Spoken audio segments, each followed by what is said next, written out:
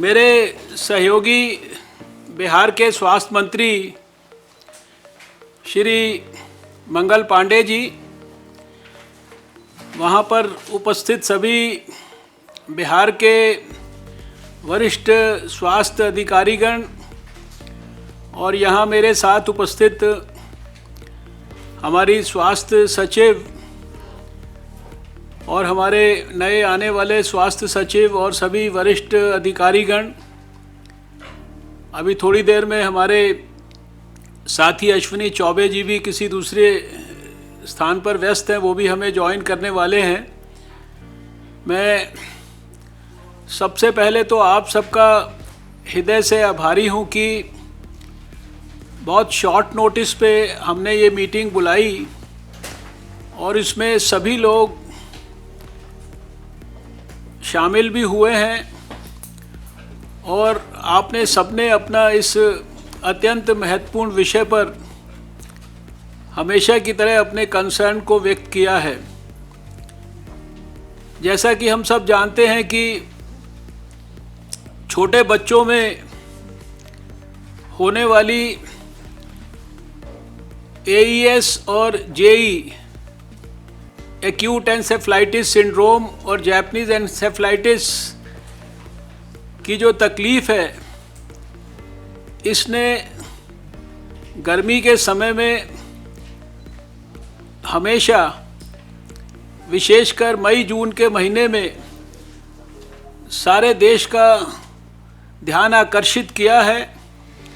और विशेष रूप से बिहार में और उत्तर प्रदेश के कुछ ज़िलों में इसका बहुत ही दुर्भाग्यपूर्ण एक प्रकार से हमेशा प्रकोप रहा है। हर साल जब गर्मी आती है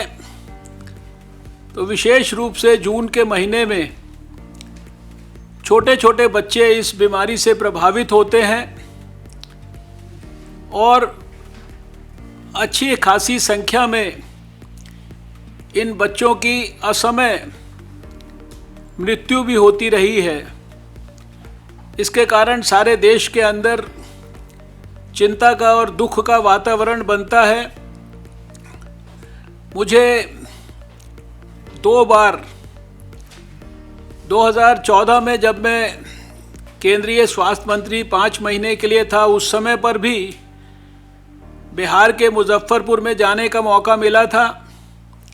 क्योंकि उस समय भी गर्मियों के महीने में इसके बहुत सारे केसेस वहाँ आने शुरू हुए थे और अच्छी खासी संख्या में छोटे बच्चों की अचानक मृत्यु होती थी। ऐसे में हमारे साथी चौबे जी, जैसा मैंने अभी कहा कि वो भी अभी ज्वाइन करने वाले हैं, उन्होंने भी ज्वाइन कर लिया है। तो 2014 में और उसके बाद 2019 में पिछले वर्ष भी मुझे वहाँ पर मुजफ्फरपुर में जाने का मौका मिला। मेरे साथी अश्विनी चौबे जी भी वहाँ पर लगातार, वो स्वयं बिहार के स्वास्थ्य मंत्री भी रहे हैं, वो वहाँ की परिस्थितियों से बहुत अच्छी तरह से वाकिफ़ हैं। पिछले वर्ष बहुत तकलीफ़ बिहार को और देश को इन बच्चों की असमय और असाधारण परिस्थितियों में मृत्यु के कारण हुई थी। आज हमने 1 मई को इसलिए ये मीटिंग रखी है क्योंकि हमने देखा कि फिर से वहाँ पर AES के केसेस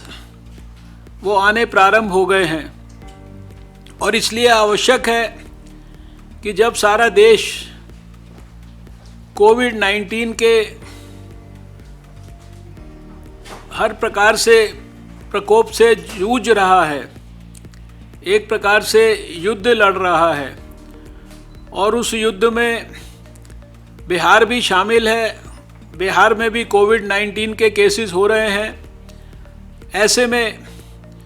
चाहते हुए भी कहीं हमारे ध्यान से इन छोटे बच्चों की ये तकलीफ़ ना उतर जाए, इसलिए समय रहते हमने ये मीटिंग रखी है। अभी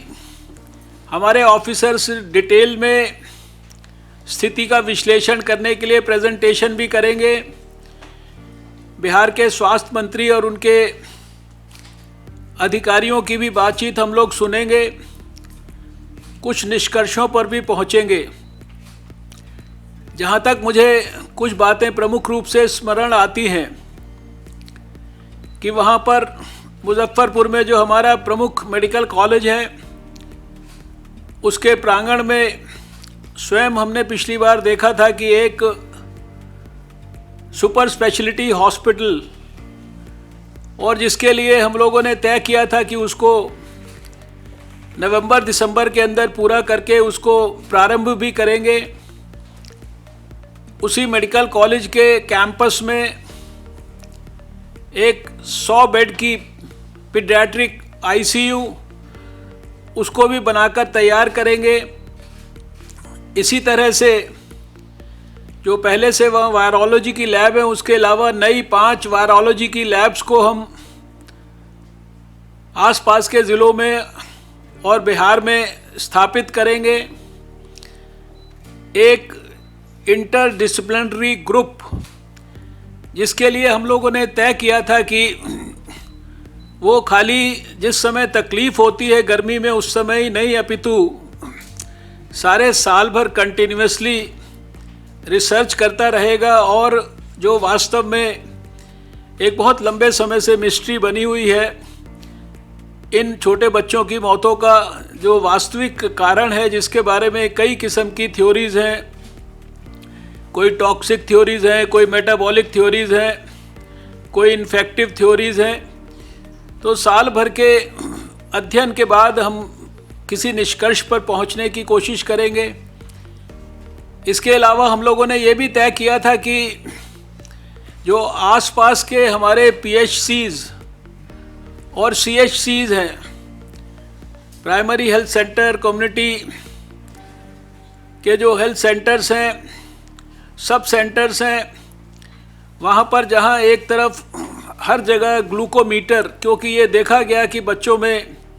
ब्लड ग्लूकोज लेवल्स बहुत कम हो जाते थे, और मैंने स्वयं जाकर जब बच्चों को देखा, उनके ब्लड ग्लूकोज लेवल 10, 12, 15, 18 इस तरह से भी होते थे। तो ये तय किया था कि हर उस ग्रामीण क्षेत्र के अंदर जो स्वास्थ्य केंद्र है, उसके ऊपर हम ग्लूकोमीटर रखेंगे। कम से कम गर्मी आने से 3-4 महीना पहले हम वहाँ पर कुछ ट्रेंड डॉक्टरों को, अपने डॉक्टरों को पहले से ट्रेनिंग देकर, अपनी नर्सेज को पहले से ट्रेनिंग देकर उनकी वहाँ पर व्यवस्था करेंगे। और इसके साथ साथ ये भी तय किया था कि जो वहाँ पर उस डिस्ट्रिक्ट में विशेषकर जो एपिडेमियोलॉजिस्ट की, एंटोमोलॉजिस्ट की पोस्ट खाली हैं, उनको हम लोग भरेंगे। और स्वयं मैं चूँकि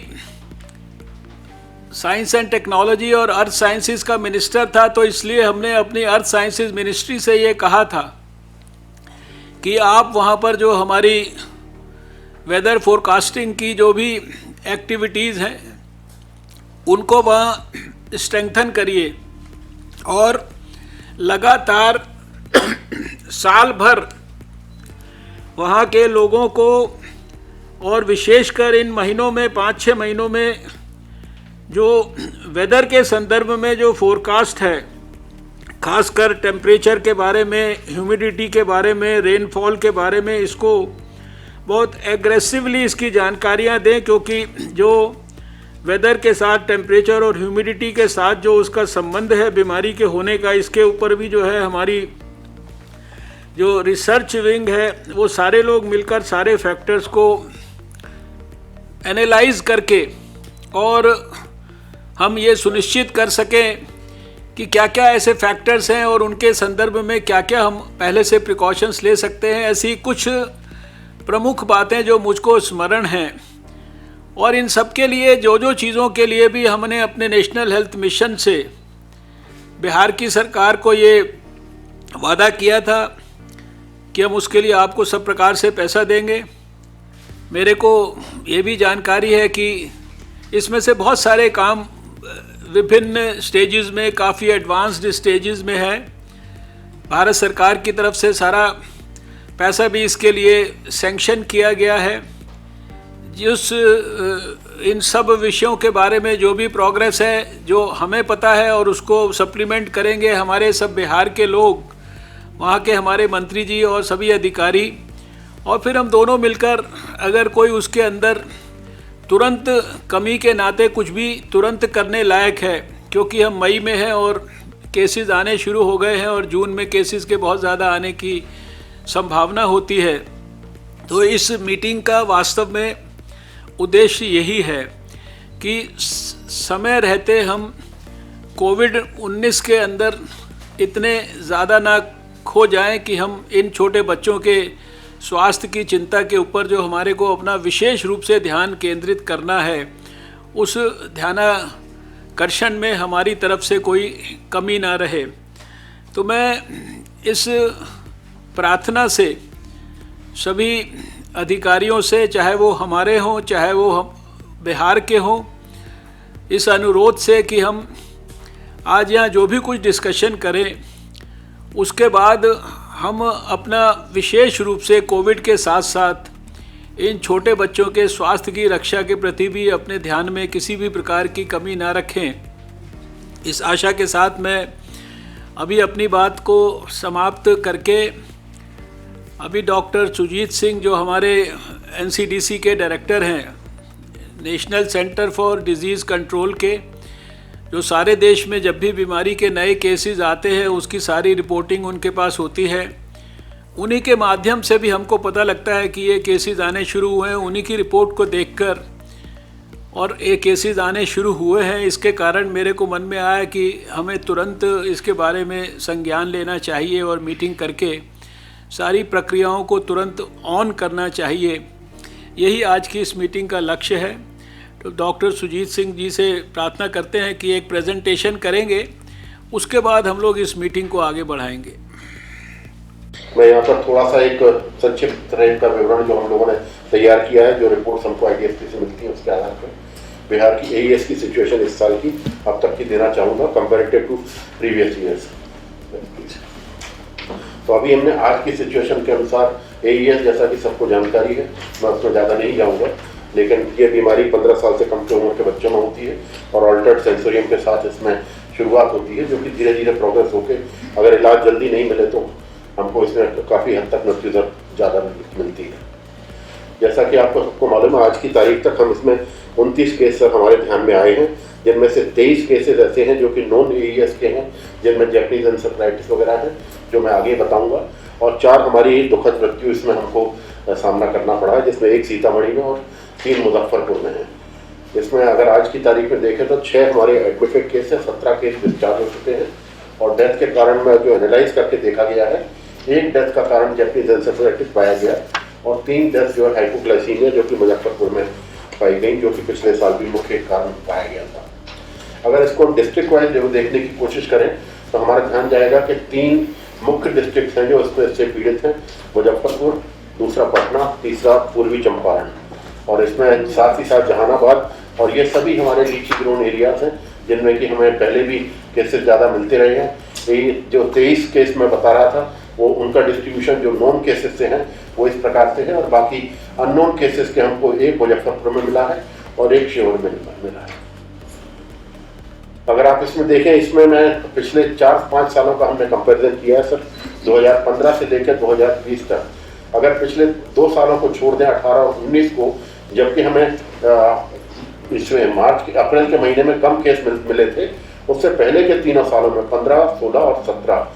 तीनों ही में अप्रैल के महीने में से ही हमारी राइज चालू हो जाती थी, और देखें तो मृत्यु दर और केसेस की संख्या दोनों ही हमको ज़्यादा मिली थी। उसी प्रकार का अगर हम देखें तो चलन हमें इस साल भी दिख रहा है, 21 केसेस हमें अप्रैल के माह में ही मिल गए हैं, जो कि और इस आगे अगर देखेंगे तो ये 21 केस जो है 29 हो चुके हैं।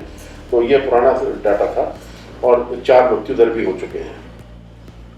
नेक्स्ट उसमें देखें तो अगर आप केसेस को हम जरा सा ब्रॉड एनालाइज करें तो 23 और 6 केस हम कह सकते हैं। जो 23 केस हैं हमारे, वो अगर हमने विभिन्न क्लासीफाई किया, पायजेनिक मेनिंजाइटिस का एक है, मेनिंजाइटिस अननोन का एक है, दूसरा मम्स एंसेफेलाइटिस का एक है, herpes एंसेफेलाइटिस है। 10 जो है केस हमारे हाइपोग्लाइसीमिया के हैं। ये ध्यान देने योग्य बात है, क्योंकि हाइपोग्लाइसीमिया जो हमने पिछली बार भी देखा था, सीवियरली मालनरिश बच्चों में ज़्यादा जल्दी हो जाता था, और उसी हाइपोग्लाइसीमिया के कारण और उसका ट्रीटमेंट और होने के कमी के कारण डिसइलेक्ट्रोलाइटीमिया भी हमको मिला था लास्ट टाइम भी, जो सर ने अपने केसेस भी वगैरह देखी थी केस की, उसमें भी हमें इसी प्रकार का चलन मिला था। जहाँ तक एक्शन की बात है, ये आपको मालूम ही है, विजिट जो हुई थी आपकी माननीय मंत्री जो स्वास्थ्य राज्य मंत्री जी ने विजिट की थी टीम के साथ, सेंट्रल टीम भी वहाँ पर गई थी। उसमें जो एक्शन पॉइंट्स है, जैसा कि अभी भी आपने बताया, हमारा सबसे पहला एक्शन पॉइंट था 100 बेडेड एक पीडियाट्रिक आईसीयू का। इसमें अभी हम लोगों की जो चर्चा जो हमको संज्ञान में आया है कि हॉस्पिटल पूरी तरह से तैयार है, 2 से 4 दिन तक के बीच में उनके मैन पावर भी रिक्रूट हो चुका है, लेकिन कुछ इक्विपमेंट वगैरह के फंक्शनल होने में वो बता रहे हैं 2 से 4 दिन लगेंगे, और अगले 1 हफ्ते तक हम उम्मीद कर सकते हैं सर कि ये हॉस्पिटल चालू हो जाएगा। 5 सर VRDL लैब्स की भी बात थी इसी समय पे, जिनकी लोकेशन ICMR ने फर्म अप की थी।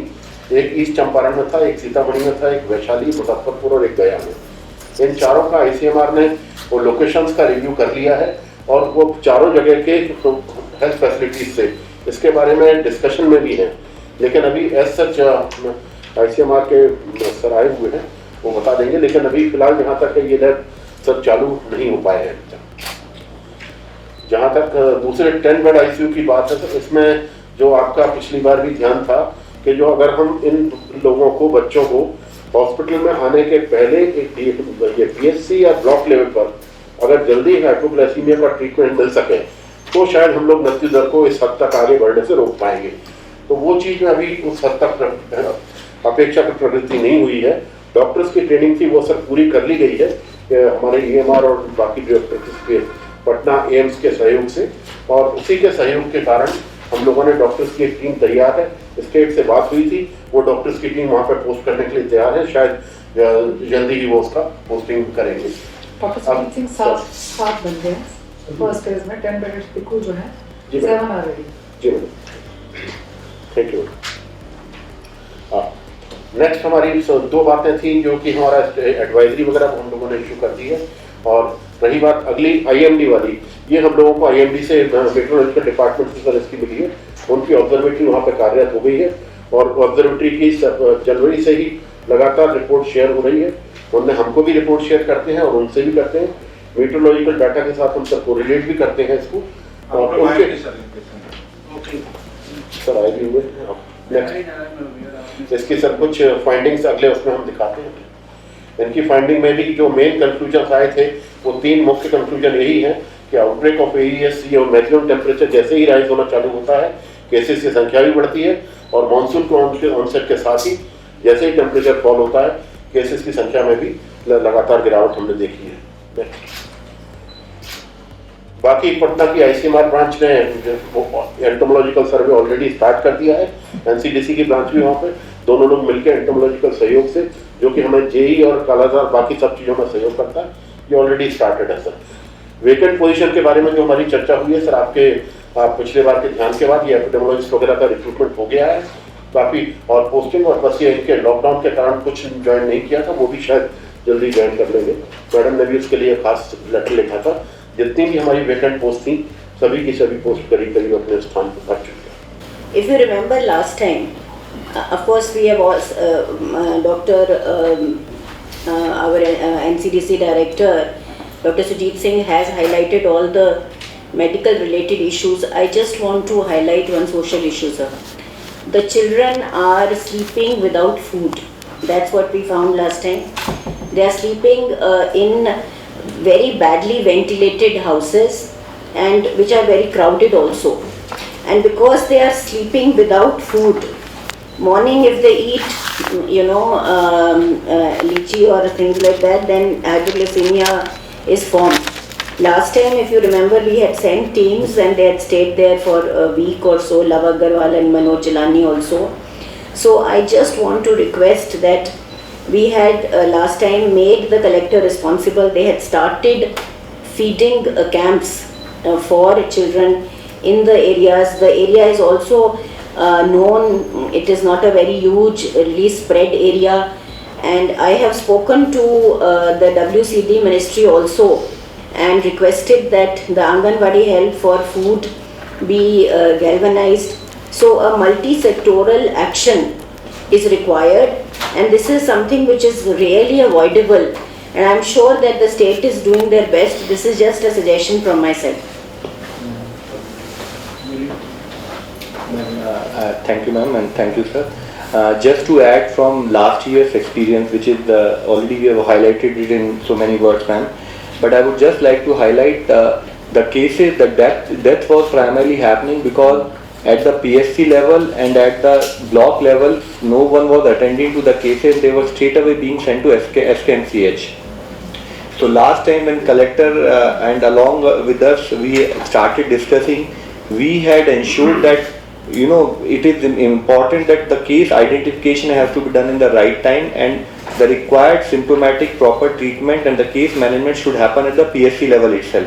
If we can identify the case in right time and do the treatment at that location, the life can be saved. Second thing is, I'll just like to cite an example, sir. Like myself and collector, when we went to one of the PSC, then to the collector the response of the PSC doctor was, "Sir, मैंने तो कोई risk नहीं लिया, मैंने तो ऊपर भेज दिया." So that was something which was very vividly seen. So my submission is, sir, an activation and alert at the field level that they should manage the cases, stabilize the case before the case is referred at the district level is very, very critically important, sir. Second equally important thing is, sir,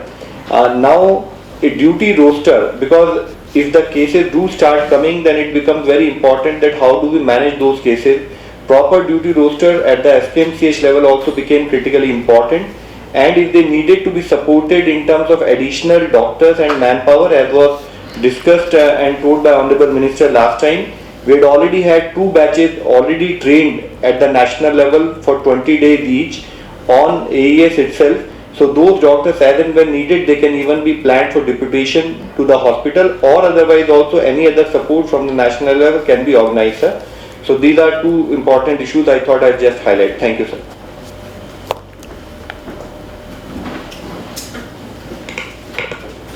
Can we now request the Health Minister of Bihar to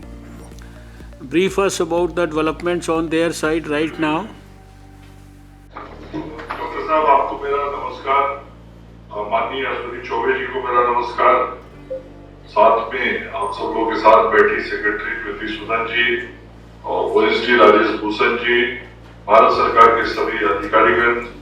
को मेरा नमस्कार। यहाँ पे हम अभी अपने स्वास्थ्य विभाग के वरिष्ठ अधिकारियों के साथ बैठे हैं। राज्य स्वास्थ्य समिति के हमारे ईडी, एईडी, विभाग के सेक्रेटरी और सारे वरिष्ठ अधिकारी आपके साथ इस कॉन्फ्रेंस में जुड़े हुए हैं। आपने बहुत विस्तार से सारे विषयों की चर्चा की है और आपके ध्यान में सब कुछ है, क्योंकि आपने 2014 में भी और पिछले साल मुझे याद है जब आप आए थे तो लगभग 5-6 घंटे तक अस्पताल में आपने एक मरीज को जाके स्वयं देखा था, एग्जामिन किया था, और सारी चीजों को आपने देखने के बाद उसी अस्पताल में बैठ के कई आवश्यक निर्देश वहां भी मुझे और मेरे अधिकारियों को दिया था आपने, और फिर पटना आने के बाद भी आपने एक मीटिंग की थी और उस मीटिंग में आपने कई सुझाव दिए थे जिसकी चर्चा भी आज आपने की है। मैं बहुत जल्दी में जो कुछ काम हुए हैं उसके संदर्भ में, हालांकि लव अग्रवाल जी ने बताया है, लेकिन थोड़ी और जानकारी मैं एक बार फिर से दे देता हूँ। 100 बेड का जो पीकू है वो ठीक ही बताया गया है। अगले 6 से 7 दिनों में उसको हम पूरी तरीके से संचालित कर देंगे। वहां जो लैब रिसर्च के लिए बनना है वह प्रक्रियागत है और उसमें मुझे लगता है कि अभी 1 महीने का समय लगेगा उस रिसर्च लैब को पूरी तरीके से तैयार होने में। इसके अतिरिक्त जो उस अस्पताल में हम सब लोगों ने किया है, आपको ध्यान में होगा आप जिस फ्लोर पे गए थे उस बिल्डिंग के टॉप फ्लोर पे हमने एक 60 बेड का इंसेफेलाइटिस वार्ड बनवाया है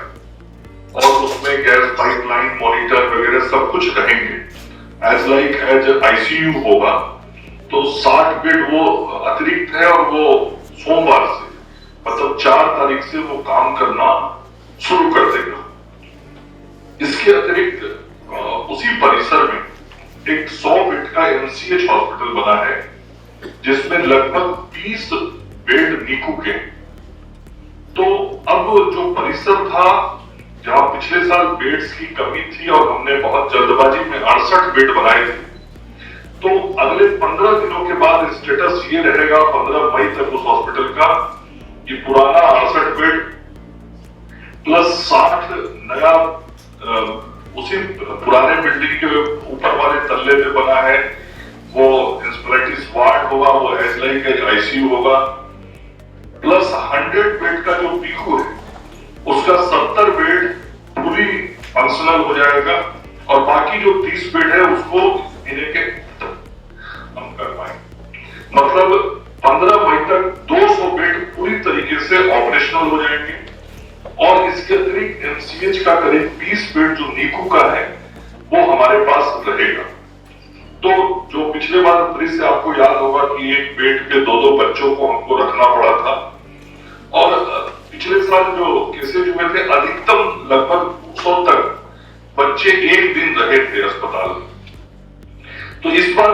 जो कैपेसिटी हम लोगों ने बिल्डअप की है, आज की स्थिति है कि 250 तक बच्चे यदि हमारे पास आएंगे तो हम उनको बहुत बेहतर तरीके से स्वास्थ्य सुविधाएं व्यवस्थाएं अपने यहाँ देने में सक्षम हो जाएंगे। इंटर डिपार्टमेंटल कमेटी राज्य के अंदर बनी हुई है। ग्रामीण विकास विभाग उसका नोडल डिपार्टमेंट हमारे यहाँ है और उसमें ग्रामीण विकास विभाग के साथ पीएचईडी, खाद्य एवं उपभोक्ता मंत्रालय, स्वास्थ्य विभाग, इसके अलावा जो ग्रामीण विकास विभाग के माध्यम से प्रधानमंत्री आवास योजना बनना है, उनके घरों तक, गरीब के घरों तक बिजली का कनेक्शन पहुंचना है, आईडीएसपी के माध्यम से आंगनबाड़ी के अंदर जहां पर माल न्यूट्रिशन के केस ज्यादा है तो उनको अतिरिक्त अनाज देने का काम करना है। तो ये सारे काम किए जा रहे हैं और इसका मुख्यमंत्री जी के स्तर से भी, उप मुख्यमंत्री जी के स्तर से लगातार मॉनिटरिंग होता है। और अभी 2 दिन पहले ही ये जो पूरा जोन है हमारा, 12 जिले जो प्रभावित रहते हैं ईएस से और 6 जिले जेई से, इन सभी जिलों की मॉनिटरिंग मुख्यमंत्री जी के स्तर पे उसकी हुई है, पूरी रिव्यू मीटिंग हुई है और ये सारे विभाग भी सहयोग कर रहे हैं। पीएससी और सीएससी पे ग्लूकोमीटर्स और आवश्यक जो सारे उपकरण हैं वो चले गए हैं। अभी एक छोटा सा प्रेजेंटेशन होगा, हमारे डॉक्टर एमपी शर्मा एसपीओ उसको प्रेजेंट करेंगे तो उसमें और सारी जानकारी आपको देंगे। एपिडेमोलॉजिस्ट की बहाली जो करनी थी वो हो चुकी है, ट्रेनिंग वगैरह के बारे में सारा काम हुआ है, वो अभी आपके सामने प्रेजेंटेशन में आएगा। ये वेदर फोरकास्ट जो होता है, जो मिनिस्ट्री ऑफ अर्थ साइंस करती है, जिसके आप माननीय मंत्री हैं, वो स्वास्थ्य विभाग के साथ कोऑर्डिनेशन नहीं करता है, वो आपदा प्रबंधन विभाग जो हमारा बिहार सरकार का है उनके साथ उनका कोऑर्डिनेशन होता है। और रिगार्डिंग मुजफ्फरपुर या पटना या और कहीं का जो भी होता होगा, हम लोग अभी स्वास्थ्य विभाग को कोई जानकारी लेनी होती है तो मौसम विज्ञान विभाग से ही जानकारी प्राप्त करते हैं। टेम्परेचर और ह्यूमिडिटी का जो इश्यूज है वो आपके ध्यान में है, वो कॉज है, लेकिन मुझे जहां तक जानकारी मिली 2 दिन पहले जब हम लोग रिव्यू कर रहे थे कि जो एडवाइजर आरबीएसके के हैं डॉक्टर अरुण कुमार सिंह जी, उनका रिसर्च को एक्सेप्ट हो गया है आईसीएमआर में। पिछले साल डॉक्टर अरुण सिंह जी काफी दिनों तक आके मुजफ्फरपुर रहे थे, पटना रहे थे और लगातार हम लोग के, हमारे विभाग के अधिकारियों के और हमारे प्रधान सचिव संजय जी के संपर्क में वो अभी भी हैं। तो उनका जो रिसर्च एक्सेप्ट हुआ है आईसीएमआर से, वो चीजें यदि तेजी से आगे बढ़ेंगी तो हमको और सुविधा होगा। इसमें मैं जोड़ना के चाहता हूं कि एम्बुलेंस की सुविधाओं को भी बढ़ाने का हम लोगों ने जोड़ दिया है और अभी उस एईएस प्रभावित क्षेत्रों में 18 नए एम्बुलेंस हमने भेजे हैं अगले 10 दिनों के अंदर 30 और नए एम्बुलेंस हम लोग उन प्रभावित क्षेत्रों में भेजने वाले हैं। और हम लोग ये प्रयास कर रहे हैं कि कोई भी प्रखंड मुख्यालय ऐसा नहीं हो जहां कम से कम 2-3 एम्बुलेंस नहीं हो, इस तरह का हमारा प्रयास है। इसके बाद से भी ग्रामीण क्षेत्रों में जो गांव के अंदर गाड़ियां हैं, उन गाड़ियों के रजिस्ट्रेशन नंबर को लेके और गांव के आशा वर्कर्स के साथ हमारे जिलाधिकारियों ने उन गाड़ियों के नंबर को टैग किया है और आशा वर्कर्स को इंफॉर्मेशन दिए गए हैं कि गांव के अंदर गाड़ी की यदि जरूरत है, एम्बुलेंस में थोड़ा कहीं भी कोई कठिनाई लग रहा हो तो तुरंत बच्चे को लेके रस करें हॉस्पिटल की तरफ। और पिछले साल हम लोगों ने 400 रुपया तय किया था गाड़ियों के, प्राइवेट गाड़ियों को देने के लिए। इस बार हमने उस 400 को बढ़ा के 1200 रुपए तक का स्लैब बना दिया है। तो अलग अलग डिस्टेंस के हिसाब से स्लैब बना दिया है ताकि लोगों को कोई दिक्कत नहीं हो। और डॉक्टर और जो पैरामेडिकल हमारे स्टाफ हैं, उनके भी डिप्यूटेशन का प्लान हमने तैयार कर लिया है। इस मौसम में जो हमको एक्स्ट्रा वर्कफोर्स वहां चाहिए होगा, उसके लिए भी हमने तैयारी की है। SKMCH के अंदर भी जो हमें डॉक्टर्स और पैरामेडिकल स्टाफ देने होंगे, उसकी भी तैयारी हमारे एडिशनल सेक्रेटरी कौशल जी कर रहे हैं। इसके साथ ही जो रोस्टर ड्यूटी की बात आई है, तो इस पर बहुत जोर दिया गया। अभी 2 दिन पहले ही प्रधान सचिव के स्तर से हमने निर्देश निकलवाया है कि सारे MOIC जो इसका पीक टाइम होता है, डॉक्टर साहब आपके ध्यान में होगा, ये रात को 1 बजे से लेकर सुबह 6-7 बजे तक का होता है, जिसमें अधिकतर केसेस हॉस्पिटल्स पे आते हैं जब बच्चा सुबह उठता है। और इस टाइम में सामान्यतः जो हमारी चिकित्सा व्यवस्थाएं होती है, मानव का जो होता है रात में थोड़ी सेवाओं में लचीलापन आ जाता है। इस बार हम लोगों ने फोकस किया है कि इस जो पीक आवर है, इस पीक आवर में हमारे PSC को ये स्पष्ट निर्देश दिया गया है और ये तय किया गया है कि उस पीक आवर में डॉक्टर और हमारे जो पैरामेडिकल स्टाफ है उनकी उपस्थिति सुनिश्चित की जाए। सभी जिलाधिकारियों के संबंध में भी जानकारी दे दी गई है और सारे हमारे स्वास्थ्य प्रबंधन के लोगों को भी ये बता दिया गया, उनका ड्यूटी रोस्टर भी बना है। जो डेटा आपके पास था वो 28 का था। आज की स्थिति ये है कि अब केवल 3 मरीज है हमारे यहाँ। एक मरीज SKMCH में है, वो स्वस्थ है, कल संभवतः उसकी छुट्टी हो जाएगी।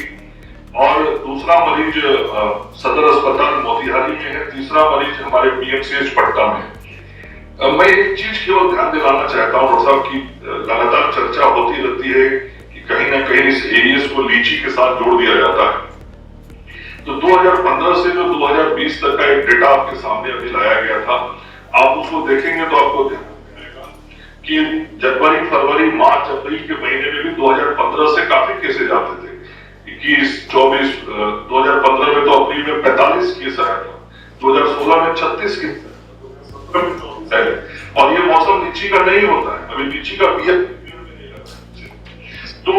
लीची से इसको सर्ट करना, जोड़ना समझ में नहीं आता। और फिर बच्चे कोई लीची खा भी नहीं रहे हो,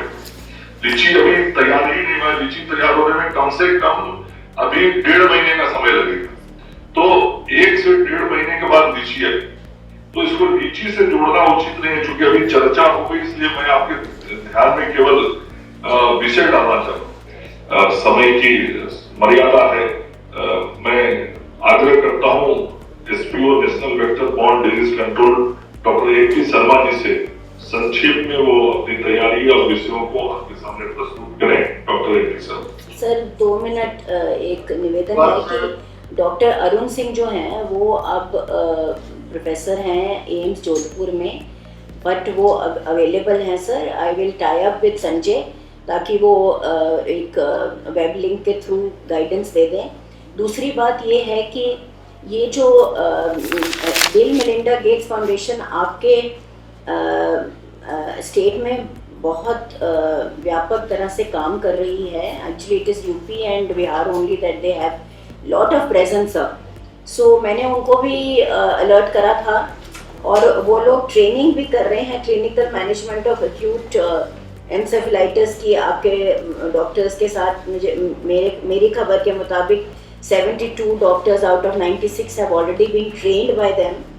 और ये जो मोबाइल वानी एक कम्युनिटी रेडियो जो शुरू करा है जिससे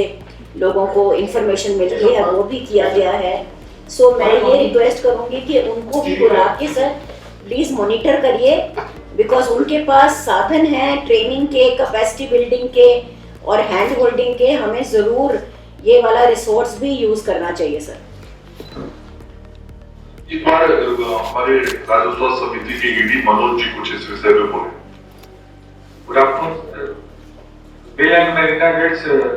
राज्य में फंक्शन कर रहा है, लेकिन उनका मुख्यतः जो योगदान रहा है वो हमारी आईसी और सोशल बिहेवियरल कम्युनिकेशन चेंज में रहा है सर। और जो ट्रेनिंग की बात मैडम ने की वो भारत सरकार द्वारा ही हमारे 36 डॉक्टर्स और 36 नर्सेज की ट्रेनिंग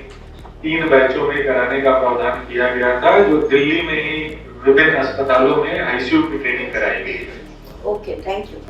वो 2 बैच कंप्लीट हुआ है सर, और तीसरे बैच में लॉकडाउन के कारण काफी कम लोग ज्वाइन किए और टोटल 49 लोगों को ट्रेन किया गया है। जनवरी से ही शुरू कर दिए हैं। 22 जनवरी, पुनः 10 फरवरी, फिर 19 फरवरी, 2 मार्च और 28 मार्च को विभिन्न पदाधिकारियों की बैठक हमारे प्रधान सचिव स्वास्थ्य के अध्यक्षता में और माननीय स्वास्थ्य मंत्री की अध्यक्षता में 2 मार्च को बैठक हम लोगों ने आयोजित कर और किन बिंदुओं पे क्या कार्य करना है और किसकी क्या जिम्मेवारी रहेगी, ये सारी चीजें तय की जा चुकी हैं। और इसके फलस्वरूप आज का जो सिनेरियो है सर मैं आपके सामने रखना चाहूंगा। जैसे सर प्रशिक्षण की बात है तो प्रशिक्षण हम लोग यहाँ पर 3 तरह से, एक तो है कि सर स्टेट लेवल पे मास्टर ट्रेनर्स की ट्रेनिंग होती है, जिसमें कि हम जिलों से एमबीबीएस डॉक्टर्स, आयुष डॉक्टर्स और पैरामेडिकल स्टाफ को बुलाकर के ट्रेनिंग करते हैं, उनकी संख्या दी हुई है। और 15 पीकू के लिए सर एम्स और सफदरजंग दिल्ली की तरफ से प्रस्ताव था कि ये 24 मतलब 12 डॉक्टर और 12 स्टाफ नर्स के 3 बैच का प्रशिक्षण होना है दिल्ली में, जिसमें कुल 36 डॉक्टर और 36 स्टाफ नर्स का होना था। लेकिन सर कुल उसमें 32 स्टाफ नर्स और 17 चिकित्सक का ही प्रशिक्षण हो सका, और लॉकडाउन के कारण जो तीसरा बैच था उसमें मात्र 8 ही स्टाफ नर्स जा सकी। तो जो बचे हुए लोग हैं और बाकी कुछ अतिरिक्त लोगों को प्रशिक्षित करने के लिए एम्स पटना के साथ पहले ही सर हम लोगों का एग्रीमेंट हो चुका था और उनको राशि दी जा चुकी है, और 5 बैच में जो उन्हें प्रशिक्षण करना है उसकी सूची भी उनको दी जा चुकी है। आज भी वहां से बात हुई है, 3 तारीख के बाद वो कोई डेट प्रपोज करेंगे, क्योंकि सर ये 12 दिनों की आवासीय प्रशिक्षण का कार्यक्रम है और इसके लिए सर जो उनके गेस्ट हाउस वगैरह अभी वहां पर परमिशन नहीं मिल रहा है कोविड-19 के कारण। 3 तारीख के बाद स्थिति स्पष्ट की जाएगी। इसके बाद सर मुजफ्फरपुर में भी एसकेएमसीएच और सिविल सर्जन कार्यालय के सहयोग से होली की छुट्टी के तुरंत बाद हम लोगों ने 4 बैच में वहां के सभी चिकित्सकों का भी प्रशिक्षण कराया, जस्ट एक सेंसिटाइजेशन से, जिससे भी ट्रेनिंग में कहीं कोई दिक्कत न हो। सर पीकू के संबंध में चर्चा हो चुकी है, सर को सारी जानकारी दे दी गई है, लेकिन सर एक जो ग्रुप ऑफ मिनिस्टर्स के द्वारा 2012 में जो प्रपोज किया गया था कि 15 जिलों में पीकू की स्थापना की जानी है, सर ये बताते हुए खुशी है कि 14 जिलों में यह स्थापित हो चुके हैं। कार्यशील है, मात्र एक जहानाबाद जिले में जगह की कमी के कारण थोड़ा इसमें विलंब हुआ है, लेकिन वहां भी सर कार्य प्रगति के बाकी सर 100 बेड के पीकू के संबंध में सर के द्वारा जानकारी दी जा चुकी है। रिम्स पटना में सर हम लोगों ने पटना में हम लोगों ने सर आग्रह किया था कि उनकी तरफ से भी कुछ सहयोग दिया जाए, तो 5 बेड का सर आपातकालीन इकाई और 5 बेड का आईसीयू भी सर उन्होंने कार्यरत किया है। सर ये फिजिकल और मेडिकल जो रिहैबिलिटेशन के लिए जो हमारे पीएमसीएच में और एएनएमसीएच गया में सर जो हमें व्यवस्था करनी थी, इसके लिए सर उपकरणों की सूची और राशि डीएमएसआईसीएल को हस्तांतरित की जा चुकी है और ये भी प्रक्रियाधीन है। जेई वैक्सीनेशन के संबंध में सर अवगत हो गए कि 38 जिलों में मात्र 24 जिले में जेई का टीकाकरण अपने राज्य में होता था। इन बाकी बचे हुए 14 जिलों को भी सर उस जेई वैक्सीनेशन के लिए सर स्वीकृति प्रदान कर दी गई है और उन 14 जिलों में से सर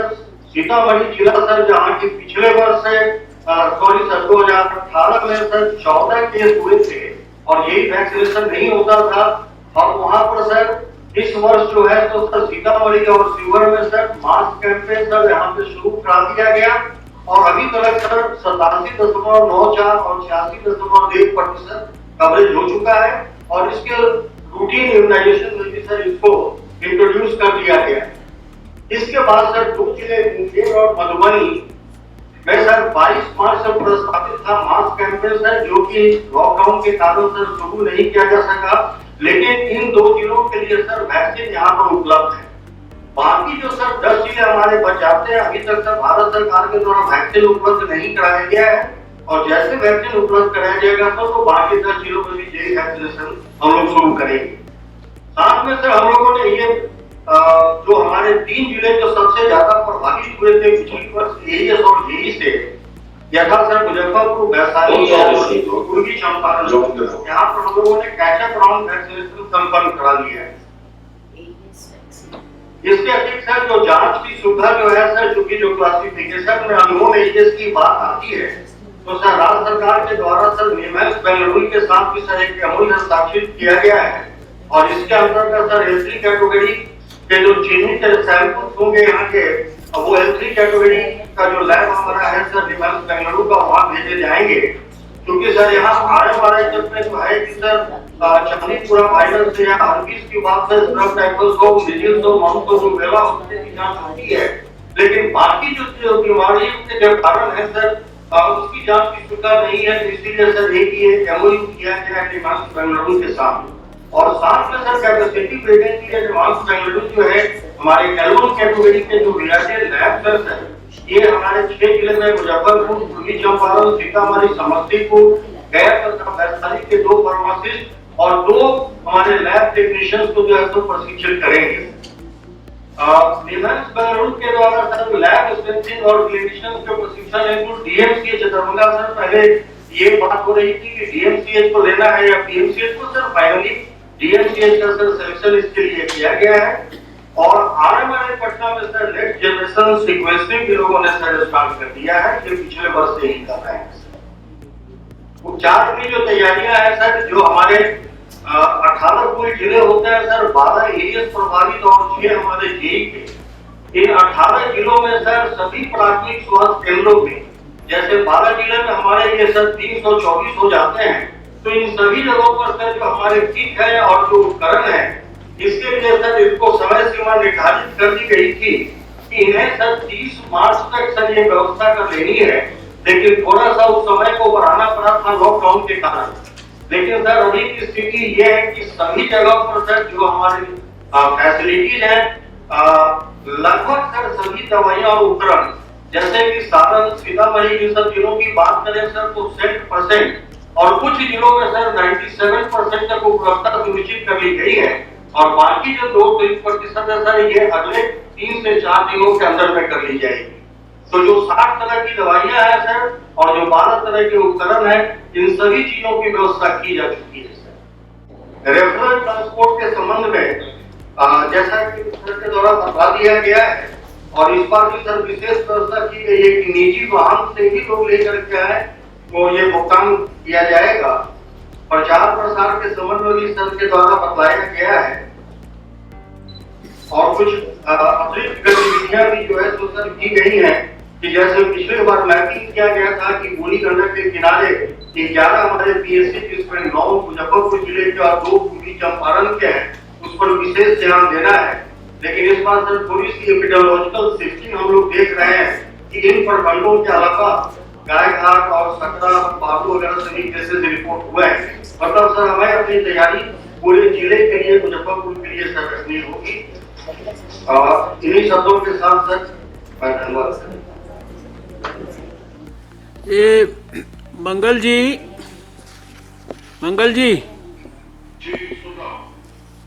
आपने जितनी भी जानकारियां दी हैं और आपके अधिकारियों के माध्यम से भी जो जानकारी मिली है, मुझे काफ़ी विषयों पर काफ़ी संतोष हुआ है कि शायद पिछले वर्ष जो भी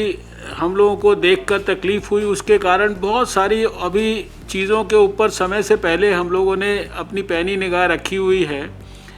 फील्ड के बारे में भी जो आपने बातें बताई हैं, आपने जो अपनी ये इंटर डिपार्टमेंटल कमेटी इत्यादि के बारे में बताया, जो एम्बुलेंस के व्यवस्था के बारे में बताया, जो 400 रुपये से 1200 रुपये करने के बारे में बताया, डॉक्टर्स की ट्रेनिंग वगैरह हुई है, हमारी जो पीडियाट्रिक आईसीयू भी बनकर तैयार है 4-5 दिन में, और ऊपर भी जो सबसे ऊपर वाले फ्लोर पे भी आपने स्पेशल जो अरेंजमेंट किया, जो पिछले साल हम लोगों ने देखा था कि मतलब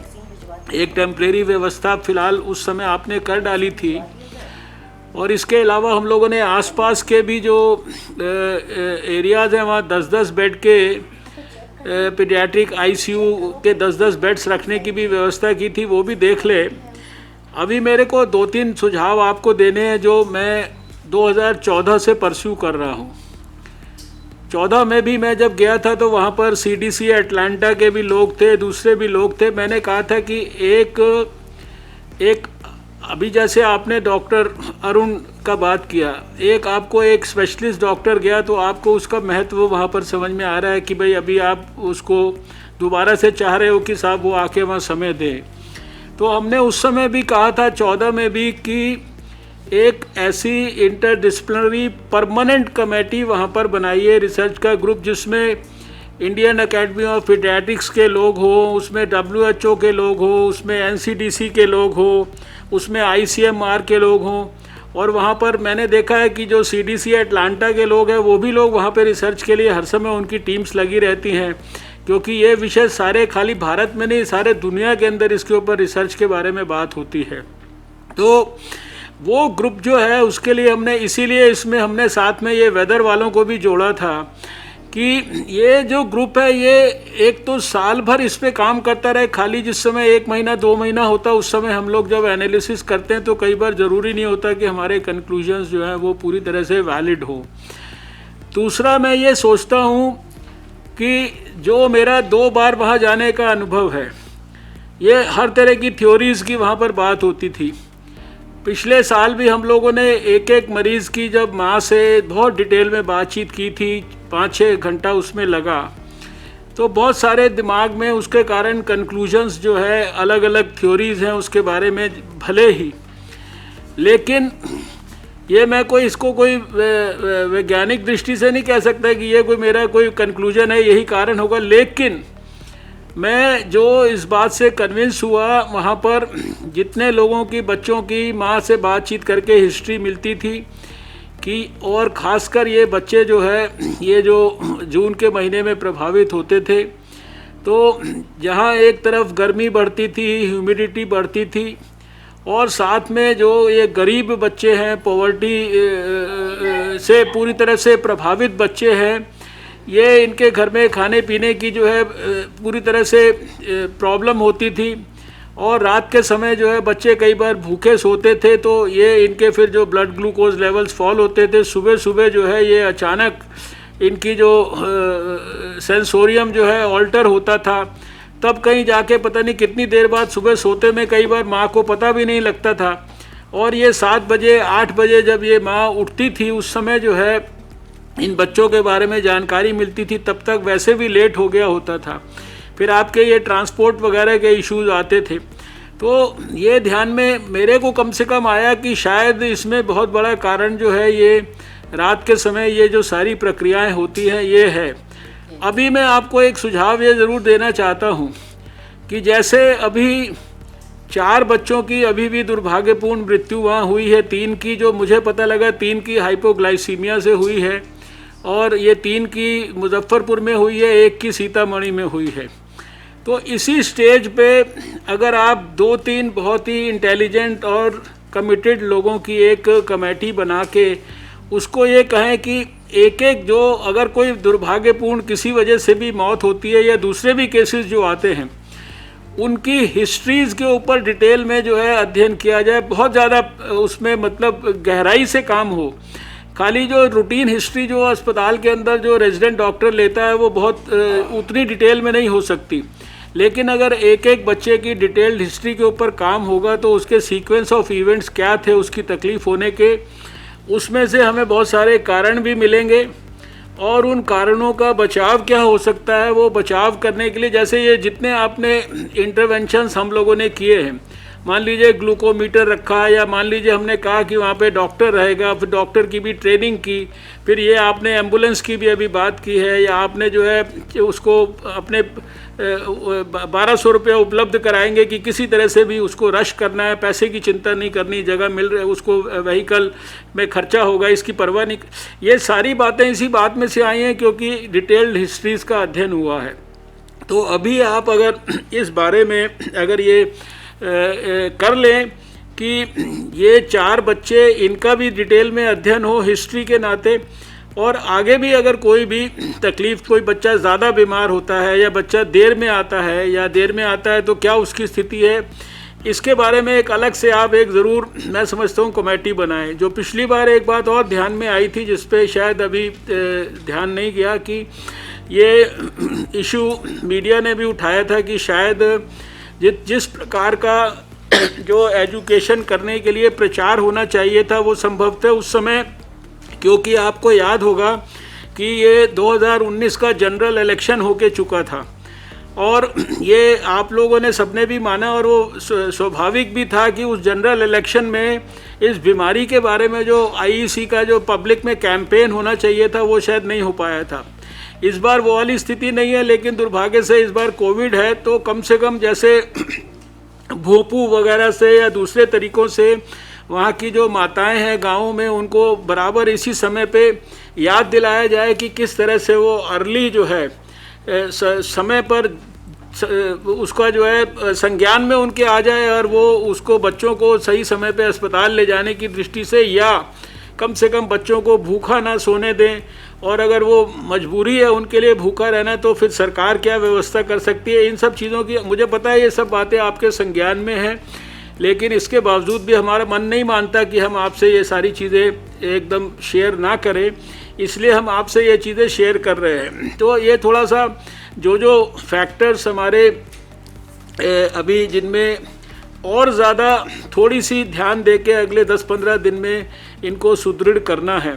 इनको मैक्सिमम आप सुदृढ़ कर लीजिए। भारत सरकार की तरफ से किसी भी प्रकार का कोई भी सहयोग, चाहे हमने पहले कहा है या नहीं कहा है, वो आप मान के चलिए टेकन फॉर ग्रांटेड कि वो हमारी तरफ से हर तरह से आपको ब्लैंकेट सपोर्ट है। लेकिन हम चाहते हैं कि जो ये 2020 का वर्ष है, ये इन बच्चों के बीमारी की दृष्टि से ये हमारा एक तरह से बेहतर वर्ष होना चाहिए पिछले वर्षों के मुकाबले, और ख़ासकर ये जून का महीना जो है ये हमारा अच्छी तरीके से ये निकलना चाहिए। इस बार जो हमारा जो मानसून के बारे में जो फोरकास्ट है देश भर के लिए वो एक ठीक मानसून का है, कोई उसके अंदर कोई कमी की संभावना नहीं है। तो अगर कुदरती फैक्टर्स को भी ध्यान देते हैं तो शायद वो भी आपको थोड़ा बहुत मदद ज़रूर करेंगे, लेकिन बाकी जो सारे फैक्टर्स हैं उनको आप थोड़ा विशेष ध्यान कर ले। ये एक बात आपको ध्यान होगा, मैंने शुरू में एक सवाल पूछा था, मैं उसी के कॉन्टेक्स्ट में, क्योंकि जो आपने एपिडेमियोलॉजिस्ट की पोस्ट तो भर दी हैं, लेकिन जो एंटोमोलॉजिस्ट की जो पोस्ट है वो अभी भरी नहीं गई है। मैं पिछले साल का जो रिपोर्ट है जो जून जुलाई में यहाँ पर जो एंटोमोलॉजी का जो सर्वे हुआ उसमें हमने देखा कि करीब 235 जो है जो क्यूलेक्स मॉस्किटो हैं वो वहाँ पर अफेक्टेड रीजन में पाए गए, जो AES के अफेक्टेड इलाके थे, और दूसरे भी जो है करीब 65 मॉस्किटो वहाँ पर आइडेंटिफाई हुए। लेकिन जो पर्टिकुलर जो क्यूलेक्स की वैरायटी जो वेक्टर है जापानीज़ एनकेफ्लाइटिस के लिए वो वहाँ पर नहीं मिला। तो ये बेसिकली एंटोमोलॉजी जो है ये भी बड़ा इम्पॉर्टेंट विषय है, इसकी जो है ना वहाँ पर बहुत ज़रूरत है, क्योंकि अगर हमें सही किस्म से संपूर्ण बातों का अध्ययन करना है तो इसलिए ये 2014 में भी हमने कहा था और 19 में भी कहा था कि एंटोमोलॉजिस्ट की भी और एपिडेमियोलॉजिस्ट की दोनों की पोस्ट को भरिए, ये बहुत ज़रूरी है। मेरे एक्सपर्ट्स ने एक और बात बताई कि जो AES की जो क्लासिकल डेफिनेशन है, जिसमें फीवर होना या ऑल्टर्ड सेंसोरियम होना या सीज़र होना जो बच्चों को होता है, दौरे पड़ते हैं, ये जो 3 चीज़ें होना बहुत ज़रूरी होता है। लेकिन ये जो क्लासिकल डेफिनेशन होती है इसको शायद वहाँ पर फॉलो नहीं किया जाता। कई बार बिना फीवर वाले या बिना ऑल्टर्ड सेंसोरियम वाले उनको भी हम जो है ये AES की तरह लेबल करते हैं। इसलिए ये खासकर जो AES है, जैपनीज़ एनकेफेलाइटिस है, ये सारा ये जो कौन सा वहाँ पर मॉस्किटो वगैरह है, क्योंकि जो JE का कैरियर तो जो है क्यूलेक्स की पर्टिकुलर वैरायटी है,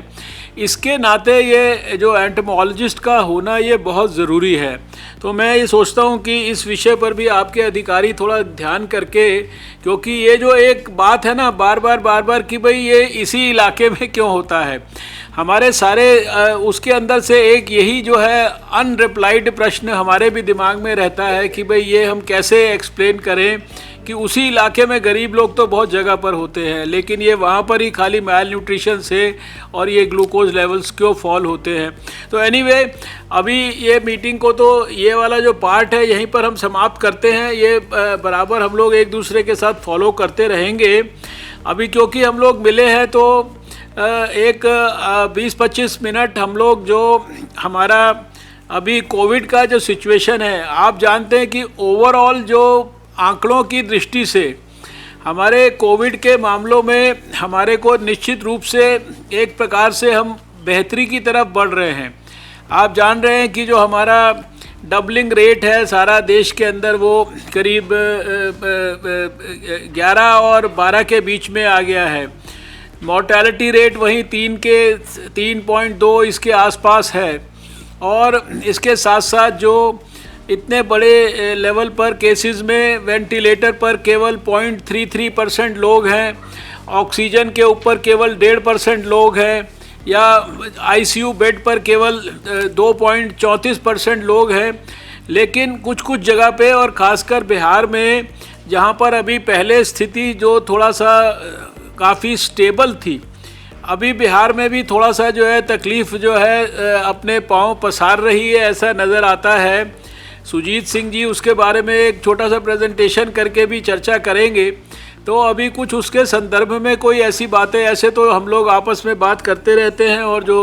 हेल्थ मिनिस्टर्स की मीटिंग में भी बात करते हैं। तो कोई विषय जो आपको हमें संज्ञान में लाने होंगे या हमें आपको संज्ञान में लाने हैं वो भी इस मीटिंग के अंदर हम लोग शेयर करेंगे। तो अभी ये जो